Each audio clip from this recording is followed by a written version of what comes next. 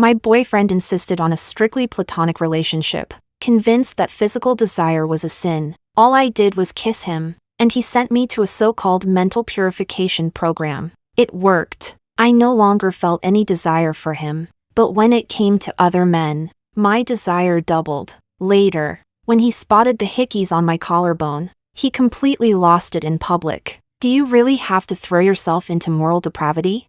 One of his friends pulled me onto his lap, pressed a kiss to the back of my hand, and laughed. Then I guess I'm guilty. Go ahead and call the cops. Chapter 1. The day I graduated from the mental purification program.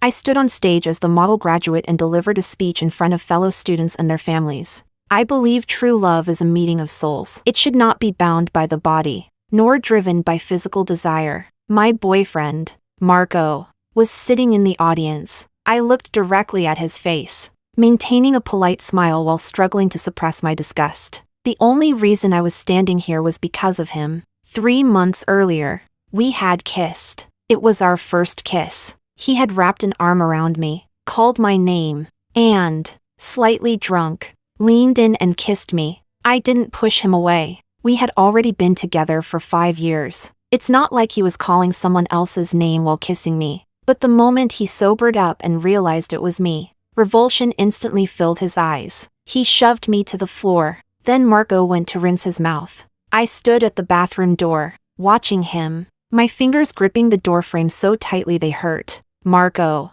is kissing me really that disgusting? He raised his head and looked at me through the mirror. His gaze was so cold it sent chills down my spine. I've told you before, I'm a Platonist. I find that kind of physical intimacy disgusting. You kissed me, I said quietly. Then why didn't you push me away? He braced both hands against the counter. His fingertips turned white from the force, and everything on the vanity was swept onto the floor. I froze for a moment, then turned and left. I didn't answer him. The whole thing was simply too absurd. By the time he came out of the bathroom, I had already packed my things. Marco, let's break up. He walked past me and glanced at me casually. There's no need.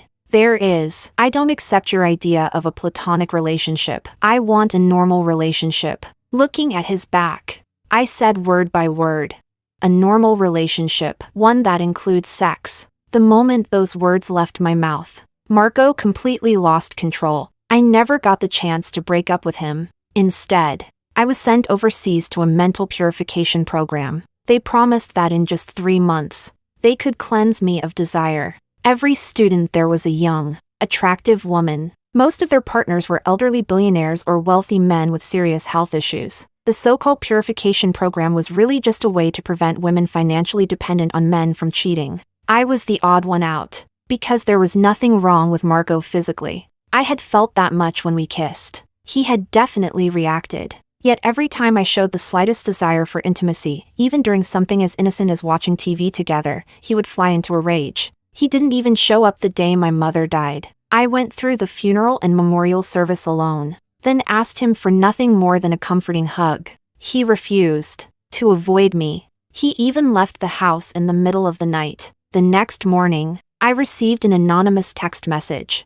It was a photo of a woman sitting on Marco's lap. The memory made me sick. Without warning, I vomited right there in front of everyone. Marco immediately shot to his feet from the audience. Chapter 2. I had to be helped off the stage by one of the instructors from the mental purification program. Marco hurried over and asked what was wrong. I told him I had simply been nervous. As soon as the door closed, the instructor took out a small vial filled with blue liquid. I immediately drank it, suppressing the wave of nausea. Romina, you've always been one of our best students. How could you let yourself dwell on something like that in public? The program had assigned me a Chinese-speaking instructor specifically for me. I smiled helplessly. I wasn't. I was just thinking about my boyfriend cheating on me. The instructor sighed as well. To the outside world, the mental purification program advertised itself as a psychological counseling course. In reality, what made it effective was medication designed to forcibly suppress desire. As soon as a participant developed intimate fantasies about their designated partner, they would begin vomiting uncontrollably. At first, I resisted it, but when I tried imagining other men and felt absolutely nothing, I stopped caring. I didn't care about Marco anymore. I only wanted to leave as soon as possible, so I took far more of the medication than required. Who knew what kind of side effects it might have caused? The moment the door opened, Marco reached for my hand. I instinctively stepped away. He froze for a second, then withdrew his hand and curled his lips into a faint smile. He seemed very pleased with the results of my treatment. Marco decided to take me home. The program gave him an additional course of medication. If Romina's condition becomes unstable, follow the instructions and administer this. Marco asked, "What exactly do you mean by unstable?" But the instructor refused to elaborate, answering only vaguely. Some students experience withdrawal symptoms. The medication will take care of it. Marco brought me back home. He kept me confined inside his villa and assigned people to monitor me around the clock. But I showed no unusual behavior. Half a month later, he finally took me out. The private lounge was spacious, illuminated by flowing strips of light that cast shifting shadows across every face. It was the first time I had ever met his friends. "So you finally decided to bring her out?" Marco sat down and patted the seat beside him. I took the seat next to him. Romina just got back from overseas. I didn't want her getting bored at home. A beam of light swept across the face of a woman sitting opposite us. She was the woman from that photograph. Vicky, Marco's childhood friend from a family that perfectly matched his own in status and background. She handed me a drink and asked curiously. I'd heard about programs like this before and mentioned it to Marco once. Can they really get rid of desire? So she was the one who had encouraged Marco to send me there. And apparently everyone here knew where I had been. I drained the glass in one gulp and turned toward Marco. Then I placed the empty glass upside down on the table. Of course, I simply don't feel any desire for you anymore. Chapter 3. What do you mean by that? Marco stood up. I mean, let's break up. Vicky quietly muttered. Does this mean the treatment didn't work after all? Marco's brows furrowed. He grabbed my wrist and pulled me into his arms. His other hand settled against my waist. The reaction came instantly. A violent spasm rose from my stomach to my throat. I shoved him away. I barely had time to cover my mouth before vomit spilled through my fingers and splattered onto the carpet. Everyone froze in shock, including Marco. Only I was used to it by now. I calmly pulled out a few tissues and wiped my hands clean. Happy now? Marco's expression darkened even further. You can't even interact normally with men anymore. And you still want to break up with me? Yes, I still do. I turned and walked away. This time, Marco didn't stop me. Perhaps the physical test had reassured him, because his mood quickly settled. Romina, no one but me will ever accept you. If you walk out that door today, don't come begging me to take you back. I never looked back. Supporting myself against the hallway wall, I watched the lights blur and sway before my eyes. My vision grew increasingly dizzy. I immediately realized something was wrong. There had been something in Vicky's drink. Hearing footsteps behind me, I forced myself to stay alert and quickened my pace without drawing attention. Then, at the corner of the hallway, I crashed into someone's chest. Instinctively, I tried to pull away, but then I stopped and waited. The familiar physical rejection never came. Instead, I felt an unexpected sense of relief, as though the drug's effects were easing. Romina, how much longer are you planning to hold on to me? The man's face was backlit, a teasing smile playing at his lips. It was Ruben Fu, the heir to the Fu family. He and Marco had once been friends. I'd even heard that Ruben had spoken up for me before they eventually fell out. Ruben pressed the back of his hand against my forehead. Looks like you've been drugged. I'll take you to Marco. No. I looked up at him, my voice steady. We broke up, and he can't help me anyway. Ruben tilted his head and studied me with an amused smile. One hand hovered lightly at my waist, ready to steady me if I fell. Then what do you suggest we do? His voice was quiet, yet somehow, every word seemed especially dangerous to my overheated mind. Gathering the last of my strength, I wrapped my arms around his neck. My lips brushed his cheek before lingering near his ear. Ruben, can you handle it?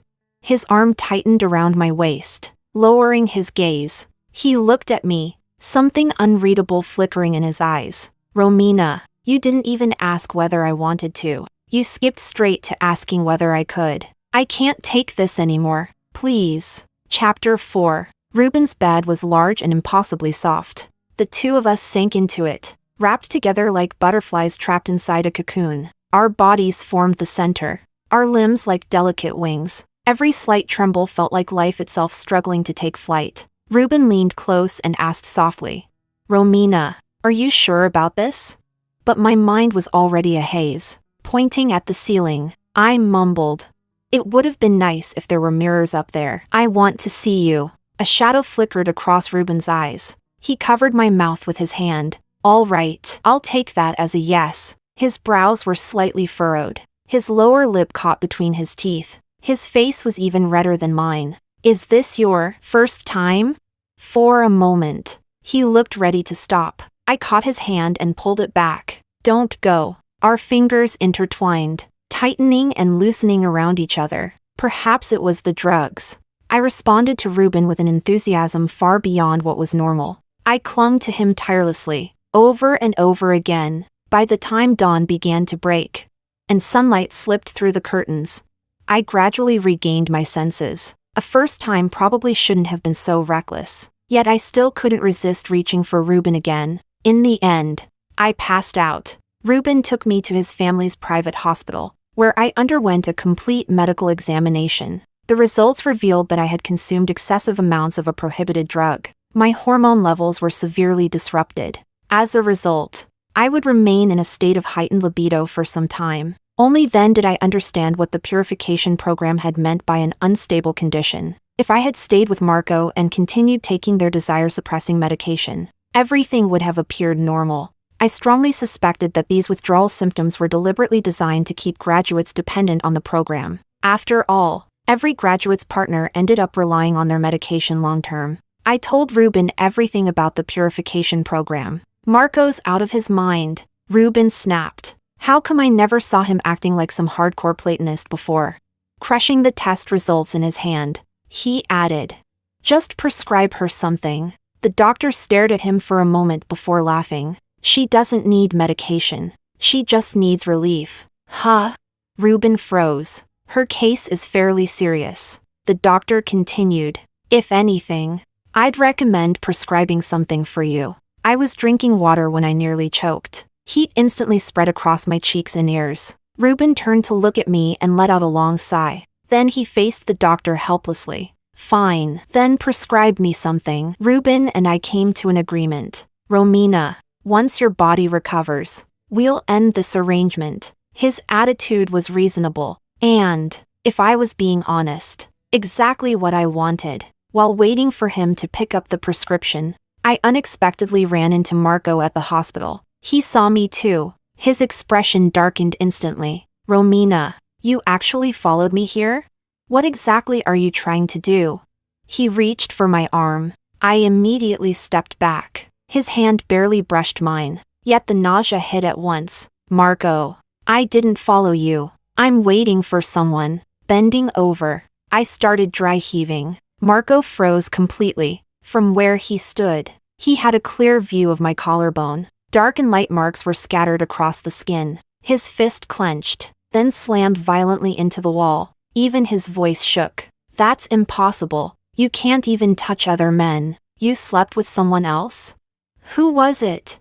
Chapter 5. All eyes immediately turned toward us. Marco reached out as if he wanted to touch me, then slowly lowered his hand again. "Do you really have to throw yourself into moral depravity?" There he went again, losing his mind. An arm wrapped firmly around my waist. The next second, I was pulled backward into a warm embrace. I looked up and met Ruben's eyes. He lifted my hand, brushed a kiss against it, then smiled at Marco. "Guess I'm the criminal here. Go ahead and call the cops." A smirk tugged at his lips. Marco's eyes turned bloodshot. His fists clenched as he stared at the intimacy between Ruben and me. "Why can he touch you?" Leaning comfortably against Ruben, I raised my gaze to Marco. "Marco, thanks to you, you're the only man who makes me sick." "No, that's not true." He immediately protested. "It shouldn't be like this." None of the others ever reacted this way. His naivety made me laugh. "You really think the women who leave that place would tell anyone?" The purification program was built on one enormous collective lie. Not a single woman who graduated ever tried to expose it. Because almost everyone ended up satisfied. Wealthy men who had lost their sexual function believed they had finally found a way to secure emotional and physical loyalty. The women only had to give up intimacy with their designated partners in exchange for trust, security, and a comfortable life. And the people running the program made endless amounts of money. Ruben guided me to a nearby seat and placed a bag full of medication on my lap. "Hold this for me." Then he slowly walked toward Marco, grabbing him by the collar. Ruben's expression turned cold and dangerous. "Marco, I knew there was something wrong with you. I should never have given you that necklace." The necklace Ruben was referring to was my mother's keepsake. It was also the reason Marco and I first met. 5 years earlier, when my mother was gravely ill, she handed me an antique necklace and told me to try selling it in one of the city's wealthy districts to cover her medical expenses. Holding it tightly, I asked, "Is it really worth that much?" "Fairly valuable, I suppose." She squeezed my hand and spoke calmly. "Maybe not enough to cure me, but enough to take care of you for the rest of your life." I spent 3 days trying to sell it outside an upscale neighborhood. On the 3rd day, rain poured from the sky. Ruben happened to drive past and rolled down his window. He paid $1 million for it on the spot and told me to hurry home. Only later did I learn that Marco had been in the car with him. The moment he saw the necklace, he wanted it. Ruben simply handed it over to him afterward. Not long after that, Marco found me. "You must be Romina. Would you consider becoming my sponsored companion? I can send your mother overseas for treatment." "Sorry, I don't sell my body. Don't worry, I'm not interested in your body." And so I agreed. The story that followed sounded like something straight out of a melodrama. At first, he toyed with me, teased me, kept me at arm's length. Then one day, he claimed he had fallen in love with me. Marco lowered his pride and pursued me relentlessly. No one would have doubted his sincerity, on the condition that ours would be a platonic relationship. We got together. The night I tried to break up with him, it wasn't because I couldn't accept a platonic relationship. It was because I couldn't accept that he chose to be platonic only with me. And that realization filled me with unease. A deep, overwhelming unease. Chapter 6. Ruben and Marco got into a fight at the hospital. Ruben Fu threw the first punch. Since the hospital belonged to the Fu family, even the security guards were clearly taking his side. So Ruben naturally had the upper hand. Marco climbed to his feet and wiped the blood from the corner of his mouth. "Romina, come back with me." Standing beside Ruben, I lifted the bag of medication in my hand and gave it a small shake. "No, I've got other things to do with Ruben." "Romina, are you doing this to get back at me?" I turned at the sound of his voice. Marco stood among the passing crowd, a cut still visible on his face. His lips pressed into a tight line. "If that's the case, you've already succeeded." I shook my head. "There's no need." I returned his own words to him. In the underground parking garage, I ran into a familiar face. Vicky was wearing sunglasses and holding a bouquet while checking her makeup in a convex safety mirror. She looked like she was visiting a patient. "Is Marco's father hospitalized here?" "How did you guess?" Ruben looked surprised. I smiled slightly. "The flowers are for visiting an elder, and she's paying a lot of attention to her makeup, which means she's hoping to see a man." Ruben glanced at me as I lifted an eyebrow proudly. As we walked past Vicky, our reflections appeared in the mirror behind her. She spotted us immediately. The mirrored versions of Ruben and me seemed to come alive at the same moment. Turning to meet her gaze, the bouquet slipped from her hands and fell to the floor. I stopped, picked it up, and handed it back to her. She immediately apologized, speaking in a meek voice while repeatedly glancing at Ruben's expression. "Romina, I swear I didn't know there was anything wrong with the drink that day. I really didn't mean it." She didn't actually think she'd done anything wrong. She was simply afraid of offending Ruben. I placed the bouquet back into her arms. "You like Marco, don't you? You can have him. I wish the two of you a lifetime of happiness together." I genuinely meant it. Unfortunately, Marco stepped out of the elevator at that exact moment and overheard Vicky's apology. By the time Ruben and I drove away, the two of them were arguing fiercely. Marco slapped her. Vicky immediately slapped him right back. Honestly, they suited each other. The moment we stepped inside the house, Ruben wrapped his arms around me from behind and pinned me lightly against the entryway cabinet. Lowering his head, He kissed me hard. I pressed a hand against his chest. You know we're not actually. I know. He cut me off. You don't need to remind me. Feeling awkward, I explained. The way you're looking at me feels very affectionate. Ruben lowered his head and laughed. I look at dogs affectionately too. That left me with nothing to say. Still, one thing had to be admitted. Ruben's customer service was exceptional. Off the bed, he was the spoiled young master of a wealthy family. On the bed, he was still a young master, just a much more dedicated one. Wrapped in a bathrobe, Ruben ran his fingers through his damp hair. Contentment lingered in the corners of his eyes. What are you thinking about? I was wondering how much I should pay for your services. I don't need money. He paused before a smile tugged at his lips. But I can't exactly let you enjoy everything for free. How about this? Every time you do one small favor for me in return. Huh?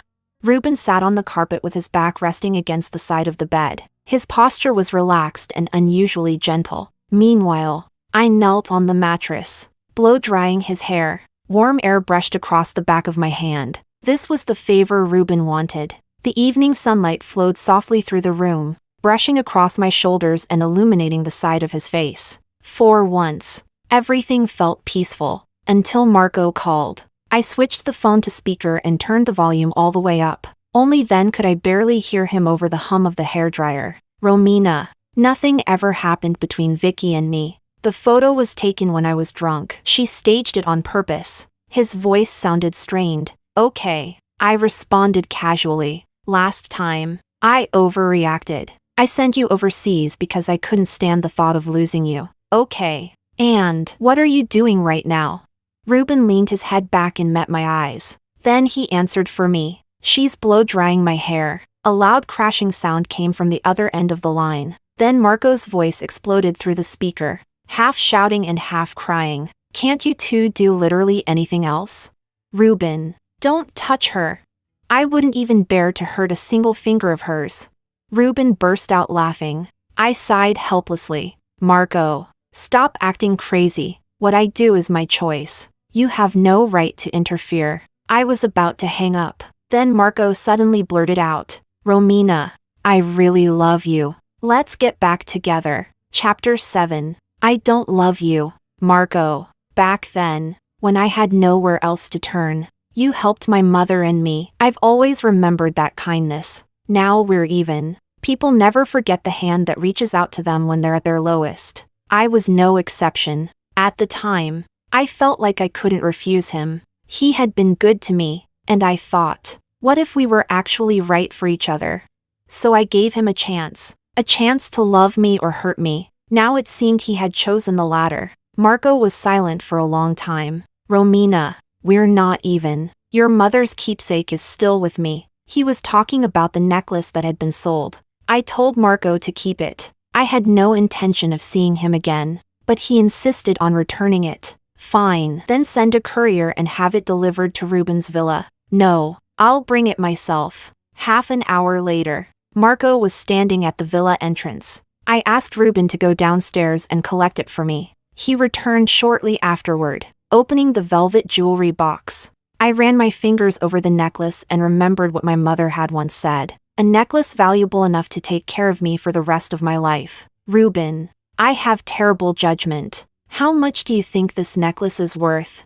Ruben wrapped an arm around my waist from behind, his palm warm against my skin. Your judgment is terrible. As far as market value goes, it's probably worth a few $100,000 at most. A few $100,000 couldn't support me for a lifetime. Time to focus on more important things. The lights suddenly dimmed. By the time I snapped back to reality, Ruben's face was already inches away. Sometime in the middle of the night, I collapsed onto the carpet and shoved Ruben's head away with my foot, demanding that he get me some water. As I glanced outside, I noticed a lonely figure standing beneath the street lamp. Marco was still downstairs. Ruben didn't seem concerned. Oh, right. He said he was going to wait for you to come down. I accidentally forgot to mention it. It's fine. That's his choice. Everyone has the freedom to punish themselves. After drinking some water, I climbed back into bed. Ruben immediately moved closer. Don't want me kissing you anymore? I stared at him in a daze. Which one of us is actually sick? He laughed. Maybe we're both sick in our own ways. A few days later, I went to the hospital, standing outside a VIP room. I looked through the window at the elderly man lying quietly in bed with an oxygen mask covering his face. On the way, I ran into the doctor Ruben had introduced me to before. He was actually one of the hospital's vice directors. He arranged another physical examination for me. The results have improved significantly. Looks like Ruben's in excellent shape. I could only offer an awkward smile before asking about Marco's father's condition. The doctor told me he probably had less than 6 months left. Ruben happened to be nearby and arrived shortly afterward. In less than 3 months, I'm confident Romina's condition will return to normal. You're sure? The doctor looked puzzled. Mr. Fu, would you like me to bring in a few more specialists for another opinion?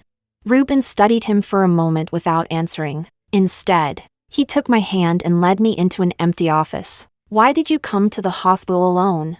Are you feeling unwell? Or did I hurt you somehow? Although he sounded concerned, he didn't seem particularly happy. Neither. I took a deep breath and looked up at him. Can you help me with something? Here? Calmly, he removed his watch and began undoing his cufflinks. I froze. Then my face instantly grew hot. Not that kind of help. Did he ever think about anything else? Ruben pressed his lips together. Sorry. I assumed that was the only thing you'd ever need me for. He didn't sound particularly sorry. I slowly stepped closer and lowered my voice.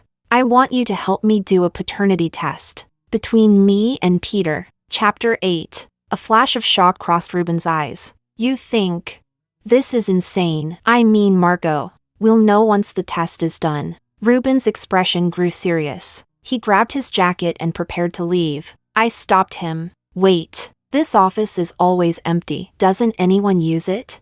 Ruben paused at the door and looked back at me with a helpless smile. This is my office. I just don't come here very often. I nodded, bracing my hands behind me. I lightly hopped onto the desk. Then we can stay here. Ruben turned around and stared at me. The hand resting on the doorknob slowly slid downward. A crisp click echoed through the room as the lock engaged. A week later, I received the DNA report. I really was Peter's illegitimate daughter, Marco's half-sister. Suddenly, countless things that had never made sense finally did. Why my mother had claimed that a necklace worth only a few $100,000 could support me for a lifetime. Why Marco had turned a single necklace into a twisted game that masqueraded as sponsorship but was really revenge. Why, when my mother was transferred to the United States for treatment, everything had happened so quickly, from emergency discharge to boarding a private jet. And why a working-class woman had never questioned any of it. 5 years of madness finally cleared before my eyes. For the first time, I saw everything from Marco's perspective. He had been sitting in that car, looking at the necklace, when he realized the girl standing in the rain was his father's illegitimate daughter. His own mother had taken her life after discovering his father's infidelity only a few years after giving birth to him, and so he decided to take revenge on that daughter. First, he wouldn't allow the necklace to fall into anyone else's hands. Second, he would send her mother, his father's mistress, overseas. And finally, he would keep her close enough to control. I gripped the report so tightly that it crumpled. Then I laughed, and kept laughing until tears started falling. I'd always believed that, at least once, he had genuinely helped me. Marco, you were right. We were never even. I put on the necklace, dressed the way my mother used to, and went to the hospital. In the inpatient wing, I ran into Peter. The moment he saw the necklace around my neck, he became visibly emotional. He demanded to know where it had come from, then asked if I knew a woman named Elise. She was my mother. She passed away. I helped Peter back to his hospital bed. His gaze lingered on my face. There was unmistakable affection in his eyes. You look so much like her. Another DNA test was performed, and this time, Peter acknowledged me as his daughter. I began visiting him regularly. He loved listening to stories about my mother. I told him she had never remarried, that she never spoke about my father, that she would often sit at home staring at the necklace for hours, that even during our poorest years, she had never considered selling it. Every story brought tears to Peter's eyes. Every single one was a lie. I saw Marco again, in front of Peter. We pretended not to know each other, but when I went to the restroom, he silently followed me inside and locked the door behind him. Romina, now you know why I struggled. It wasn't that I didn't want to be with you. Enough. I cut him off. Are you seriously sick in the head? Marco's eyes were red. I thought, after giving the necklace back, we could finally be a family. He had completely lost his mind. He reached out, trying to touch my face. I didn't move. I simply stared at him coldly. You know I'll throw up. His hand froze in midair. He closed his eyes. A tear slipped from the corner of one eye. I was wrong. Romina, I missed my chance. I shouldn't have overthought everything. Your mother is gone. My father will be gone soon too. You were never supposed to find out. I could hardly believe he was still this delusional. I raised my hand and slapped him across the face. The sharp sound echoed through the room. Marco stared at me in shock. A vivid handprint slowly appeared on his cheek. Then, unexpectedly, he laughed. A genuinely happy laugh. See? You can hit me. That's okay. We can still touch each other. You can hit me if you want. Chapter 9. That slap gave him hope. Marco started trying to force me to hit him again. I pounded on the door and called for help. The commotion attracted half the hospital. Security guards broke the door open and got me out. Peter thought Marco had been bullying me. He grabbed a vase from the bedside table and hurled it at him. Blood streamed down Marco's forehead, running past his eyebrows and onto his cheeks and chin. Without changing expression, Marco casually wiped it away with a tissue and tossed it into a trash bin. It's fine, Dad. Once you're dead, we'll finally be a family. Peter nearly passed out from anger. After hearing about the incident, Ruben banned Marco from entering the hospital. He started taking me out to movies, art exhibitions, equestrian competitions. Small things like these had become the price he collected for his services. I feel like we're dating. Under the warm glow of streetlights, Ruben walked beside me. He turned his head, slightly frowning. I don't know about you, but I have been dating recently. I don't want a relationship right now. Then think of it this way. Even premium equipment needs regular maintenance. With both hands tucked into his pockets, Ruben grinned shamelessly. One day, Peter caught Ruben and me together. His aged, cloudy eyes immediately brightened. He told me to hold on to Ruben no matter what and marry into the Fu family as soon as possible. After all, the Fu family was one of the country's most powerful dynasties, and Ruben Fu was their only heir. Rotating an apple with a fruit knife, I asked casually, Father, were you happy with Miss Zhao? His expression stiffened. That's different. A man should marry beneath his status. A woman should marry above hers. After Marco's outburst, Peter's condition deteriorated rapidly. He knew it himself. The day I left his room, I overheard him calling a lawyer. I guessed he was changing his will. I had looked into Peter's history online. Before meeting Marco's mother, Isolde, he had been a speculator. For a time, he had been successful. Then he lost everything. The first money he ever earned had been used to buy that necklace for my mother. After going bankrupt, he broke up with her and married Isolde instead. The Zhao family invested in him and gave him the chance to rebuild his empire. The Zhaos were old money, a family whose power had endured for generations. Even after Isolde's death, the Su group was still effectively controlled by the Zhao family. No wonder Marco Su could treat his father with such open contempt. He was the Zhao family's biological grandson.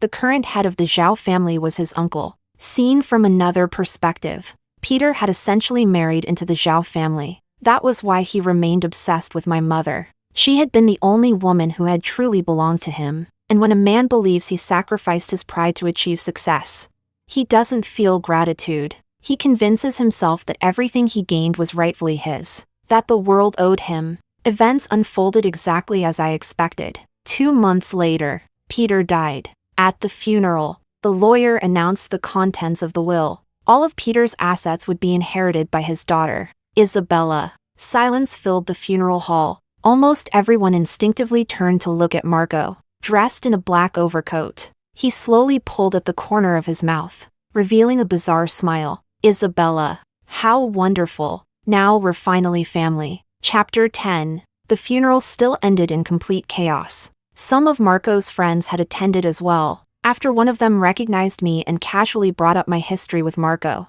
the two men got into a fight. Only when members of the Zhao family arrived did Marco finally stop causing a scene. Ruben held an umbrella over me as we walked toward the exit. As we passed by, I glanced at a stern-looking middle-aged man. Following my gaze, Ruben looked over as well. That's Cody Zhao, the head of the Zhao family and Marco's uncle. He's Marco's real backing. Otherwise, I never would have known Marco in the first place. Is he more powerful than you?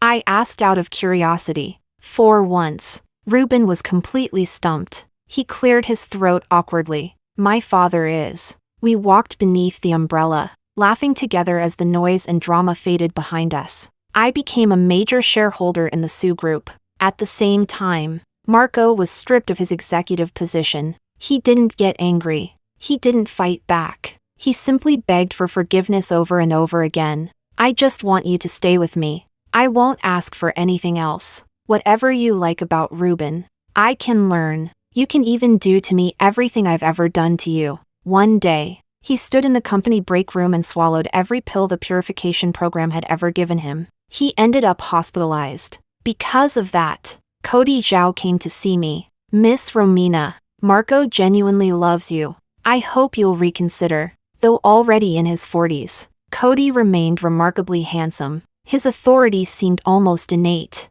I know you're not Ruben's girlfriend, just his bed partner. He stopped looking at me and took a sip of coffee. Miss Romina, you're now one of the legal representatives of the Sioux Group. I could bury you in debt you could never repay in a single quarter of an hour. I believe you'll make the same choice your father made. I took a document from my bag and placed it in front of him. I'm afraid I'll disappoint you, Mr. Zhao. Not long ago, I had returned to the house where Marco and I once lived. Besides collecting my personal documents, I had also stolen Marco's toothbrush. Mr. Zhao, you know how it is. When people are dying, they tend to tell their loved ones everything. For the first time, Cody's expression shifted. His hand immediately pressed down on the report. The words printed there were unmistakable. Marco and Peter, paternity excluded. They don't prove anything. His voice remained calm. That's true. I nodded. Mr. Zhao can choose whether Marco discovers the truth about his identity, or whether he simply loses a woman who never loved him. I lowered my gaze and took another sip of coffee. I believe you'd make the same choice. A long silence followed. Cody stared at the report. Then, almost as if speaking to himself, he asked, why? Even if he isn't your brother, you still don't love him? No, because he never respected me. Cody's head snapped up. Anger surged through his eyes. His coffee cup crashed onto the table. Miss Romina, the solution I proposed earlier was the legal one. At that moment, his phone screen lit up. It was a call from Ruben's father. Cody, is that young lady from the Sioux family with you? Cody glanced at me before regaining his composure. Yes, we're just having a chat. She'll be heading back shortly. Just before the call disconnected, I could vaguely hear Ruben shouting in the background. What chat? This is kidnapping. I'm calling the police right now. I couldn't help smiling when Cody escorted me outside. The sea breeze nearly knocked me off balance. Only then did I realize the seemingly ordinary cafe wasn't on land at all. It had been built aboard a massive ship floating out at sea. Chapter 11. Cody handed me back to Ruben. Ruben anxiously checked me over to make sure I wasn't hurt. So fond of each other? When you two get married, I'll make sure to give you a huge wedding gift. Cody patted him on the shoulder and turned to leave. Ruben took me home. Something was off about him. He turned off the lights and didn't say a word. It wasn't until I felt something cool and damp on my back that I finally realized. Ruben, are you crying? In the darkness, his voice sounded muffled. Yeah, I'm a little scared. In the dark. I took his hand and leaned in to kiss him. Does that make you feel any better? Are you trying to make me cry even harder? It was a very, very long time later before I learned why Ruben had been afraid. Because Marco's mother, Isolde, had jumped into the sea and taken her own life there. Marco would never know. The affair that had caused his parents endless arguments had not involved his father at all. I heard that after Marco was discharged from the hospital, he kept trying to come find me. But Cody stopped him every time, with his usual decisive methods. Cody set a few traps and quickly forced Marco out of the Sue group. Everything Marco had once possessed was taken away almost overnight. His attempts at resistance disappeared without a trace. Not long afterward, Cody arranged for him to become engaged to Vicky. Vicky even mailed me a wedding invitation.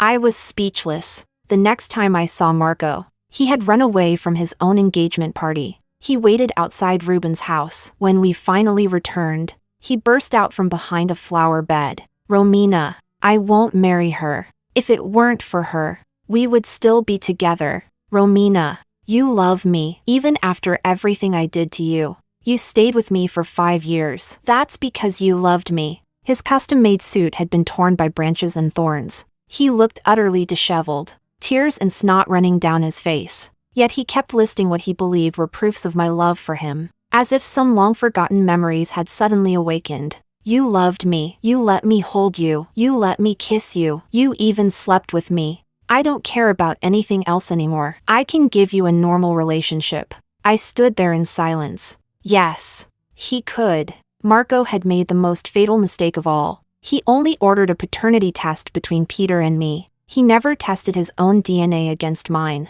Perhaps it was a subconscious act of self-preservation. If he had been as obsessed then as he was now, perhaps fate might have shown him mercy at that moment. No, the solution was never that extreme. Marco had always believed that his father had an affair after marriage and that I was the result. But if we simply compared the timeline, countless inconsistencies would have become obvious. The problem was that, not once during those 5 years, did he ever choose to be honest with me. Chapter 12. In the end, Marco was dragged away by Cody's men. He was sent abroad to recuperate. On the day of the engagement, Vicky was abandoned at the venue. She demanded that the engagement be called off. But nothing came of it. 3 months later, Ruben took me back to the hospital for a follow-up examination. "Ruben, do you remember our agreement?" Keeping his eyes on the road, he nodded.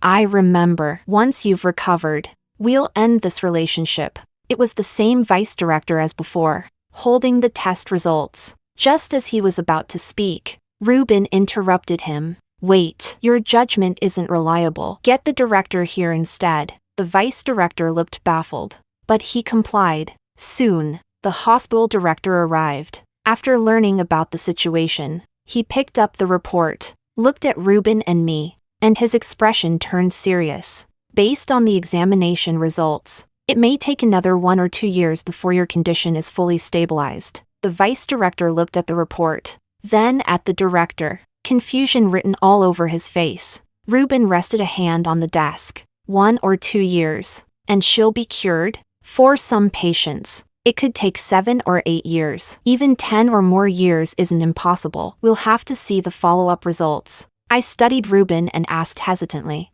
"If I go to another hospital, will I get the same result?" Both the director and vice director lowered their heads. Ruben cleared his throat. "Whichever hospital you choose, I'll go with you. What if I go by myself? Then let me know beforehand." He paused.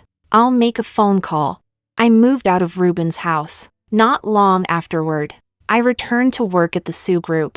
The pressure I faced was immense. Without Marco serving as the link between them, Cody Zhao began separating the Sue group from the Zhao group. He withdrew most of the high-quality assets. It was his return on investment for Peter. At the shareholders' meeting, he shook my hand with a smile. "Good luck. It's all yours now." What he left me was an absolute disaster. Those were very difficult days. But I held on. It was nearly 4 in the morning before I finally finished working. Then I received a message from Ruben on WeChat. "I'm having withdrawal symptoms. I want to see you." I drove home in the middle of the night. Ruben was sitting outside my door, asleep with his head lowered. The moment I opened the door, he woke up. He walked inside naturally, barely able to keep his eyes open.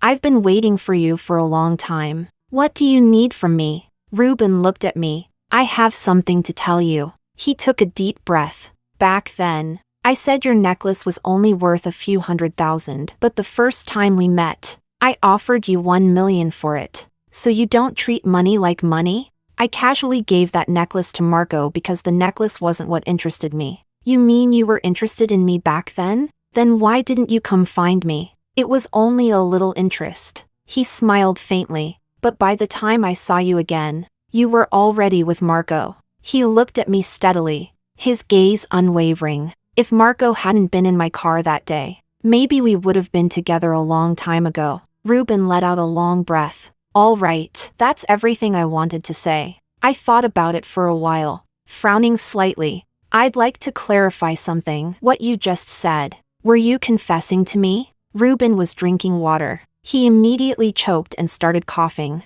setting down the glass. He spoke in a resentful tone. I was saying that I love you. He looked straight at me. So, do you accept it? Can we start a new relationship? Chapter 13. I wasn't planning to start a new relationship so soon. After everything I had been through, any normal person would need some time to recover. I had never been the brave type. Ruben and I looked into each other's eyes. If you're just not used to it, we can keep our old arrangement. He froze for a moment. His pupils widened slightly, and the hope shining in his eyes faded little by little. Then forget it. He left. I knew Ruben was the kind of man who stood above everyone else. Once he walked away, he wouldn't look back. So this was the end. The empty apartment felt unbearable. Every second dragged by like torture. I don't know how much time passed before I finally rushed out the door without having fully made up my mind. I frantically pressed the elevator button. The red floor numbers crawled upward at an agonizing pace. Finally, the elevator doors opened. Ruben stood in the corner, leaning against the wall with his head lowered. Neither of us had expected to see the other again. He looked at me. I looked at him. Why haven't you left?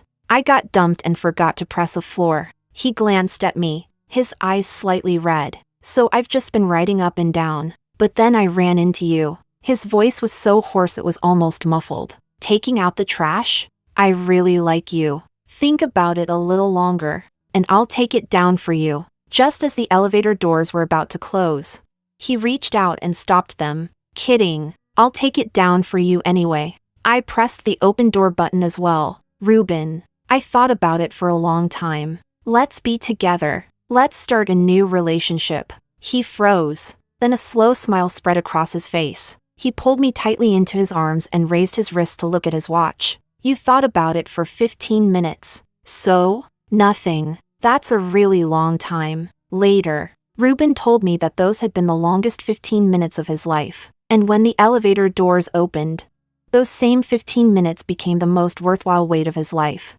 As for me, during those 15 minutes, I only figured out one thing. I had fallen for Ruben. Ruben claimed he had noticed it long ago. When? I asked. In the hospital office. You were comforting me, pinching my chin. He couldn't help but laugh. And you only agreed because you knew it was my office. That's when I thought, I might end up marrying this woman. Realization suddenly dawned on me. So that's why you were so quick that time? No. He immediately denied it. That was because it was almost the end of the workday. I didn't want anyone to hear us. Chapter 14. Half a year later, Ruben and I got engaged. The 5 years of my life that had been delayed seemed to be made up all at once because of him. Dressed in an evening gown and holding a wine glass, I linked arms with Ruben as we toasted and exchanged greetings with influential business leaders and social elites. I looked up at him, my eyes filled with love. Someone snapped a candid photo of that moment, and it quickly went viral online. But no one knew that once upon a time,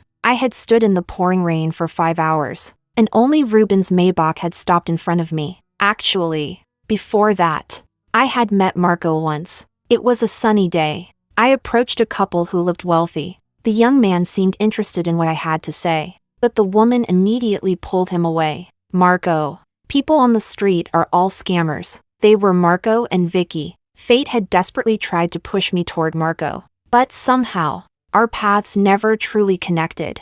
On the night of my engagement, my phone rang. It was Marco. Romina. Happy engagement. Ruben answered the call for me. Marco. She's exhausted from the engagement party and already fell asleep. Marco paused. Was she happy today? Ruben shot back immediately. Other than you. Who wouldn't be happy on their engagement day? Half asleep. I heard the conversation and instinctively hugged Ruben's arm. I'm happy. A warm kiss gently landed on my forehead. Later, Marco returned to the country. He was supposed to marry Vicky, but I no longer cared about those things. I only hoped he would stop interfering with my life. However, what happened afterward became such a huge public scandal that I couldn't avoid hearing about it. The day before Marco and Vicky's wedding, Marco's car suddenly lost control and crashed into the roadside barrier. Vicky, who was in the passenger seat, suffered severe injuries on the spot. The police investigation later confirmed that Marco had been driving. The two had been arguing in the car, and the argument eventually turned physical, leading to the tragedy. Based on the surveillance footage and evidence, Marco should have gone to prison, but Cody produced Marco's psychiatric evaluation reports, along with nearly 3 years of psychological treatment records. The highly publicized lawsuit that followed dragged on for 4 or 5 years. On television, I saw Vicky attending court in a wheelchair after becoming permanently paralyzed in both legs. She hated Marco with every fiber of her being. Yet the final verdict was not what she wanted, because Marco had truly lost his mind. In truth, I had suspected something was wrong with his mental state a long time ago. Now he no longer recognized me. The only thing he kept demanding was the necklace. Eventually, Cody came to Ruben and me. No matter how outrageous the price is, I'll pay it. I want that necklace back. I gave the necklace to him. In return, I asked him to look after me a little more in the business world. Holding Ruben's hand tightly, I sighed. What should I do? I hate Marco, but I still hope he gets better. Ruben said that was perfectly normal. He hoped so too. Chapter 15. I married Ruben. Cody attended our wedding. True to his promise, he gave us an envelope with an astonishingly generous cash gift. After the wedding, he took Marco abroad. Vicky gradually disappeared from our lives as well. In that immense and tragic story, the only people who found happiness were Ruben and me. Back then, I had changed my surname to reconnect with my biological family. Now, I had changed it back to Liu. What was once the Su family business had become the Liu family business, and it was thriving. The Fu family gradually came to accept me too. It was only after I married into the family that I learned how much effort Ruben had secretly put in just to marry me. In the 3rd year of our marriage, Ruben and I welcomed our adorable daughter, Tina. She looked a lot like Ruben, cool and reserved on the outside, but unbelievably sweet when she spoke. Ruben was very concerned about that. When you start dating someday, your taste in men had better be better than your mother's. Honey, are you saying my taste isn't good? Ruben had spoiled me so well that I had learned how to act cute and get my way, and he seemed completely helpless against it. Later, when Tina was 5, we took her to Paris for a vacation, wearing a little white dress. She ran happily through the streets of France. In her hands was a bouquet wrapped in newspaper, with 5 white roses tucked inside. Mom, a handsome uncle gave this to me. Inside the bouquet was a card written in elegant handwriting. I won't disturb you, but I still love you. Thank you for the kiss you once gave me. It had to be Marco. I thought perhaps he had finally healed. Ruben picked up our daughter and gently tapped her nose. Was he more handsome than Daddy? No way. Daddy is the most handsome of all. Tina was exceptionally good at charming men. When Tina was 13, Cody was sent to prison. Rumor had it that Marco had submitted a large amount of criminal evidence. Cody was charged with multiple serious crimes, including insider trading, unlawful imprisonment, and more. Only then did I become certain that Marco knew the whole truth. After that, he never returned to the country. When Tina had her first boyfriend, I personally gave her the talk about sex and relationships. When you're the one taking the initiative, intimacy is an authority granted by the words I love you. When you're the one being pursued, learn from Ruben. If you don't love someone, then no matter what they offer you, don't accept it. And finally, there are a few rare situations where it has nothing to do with love, like the relationship Ruben and I had at the very beginning. In those cases, don't overthink it. You're simply exchanging rights and choices, nothing more.